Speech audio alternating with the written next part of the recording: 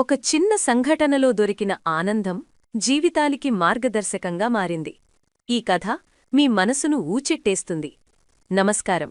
మీకు సూటిగా, స్పష్టంగా వార్తలు, కథలు, మార్గదర్శక సందేశాలు అందించే టెక్ తెలుగుకు స్వాగతం. కథ: ఒక ఊరిలో రమ్య అనే యువతి ఉండేది. ఆమె ప్రతిరోజూ పాఠశాలలో స్కూల్ బస్సు ఆగిన ఆ ప్రదేశానికి చెడు మరుగుదొడ్లు గుండ్రంగా ఉండేవి అని గమనించింది. ఒకరోజు పగటి సమయంలో తల్లికోసం వస్తున్నప్పుడు చిన్న పిల్ల అమ్మాయి అచానగ్గా బావిలోకి కొట్టుకుపోయింది. రమ్య వెంటనే స్పందించి బావిలోకి కింద బుట్టలోకి దూకి పిల్లతో కలిసి బయటికి తెచ్చి రక్షించింది. ఊరు ప్రజలు వచ్చి సహాయం చేస్తూ పిల్లని ఆసుపత్రికి తరలించారు. రమ్య వలన చిన్నారి ప్రాణం బతుకుపోయింది.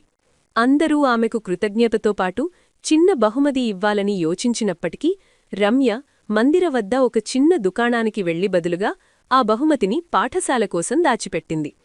తర్వాత దినదర్శిన్స్లో పాఠశాలకు అల్లరి చేయబడిన ఆకుపచ్చ పుస్తకాలు బాల బజారుకు ఉపయోగపడే ఉపకరణాలుగా మారిపోయాయి.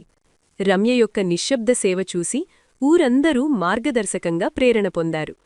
మొరల్: సుందరం. ఒక్క చిన్న మంచి చర్య ఎక్కువ మంది జీవితాల్లో వెలుగు నింపుతుంది.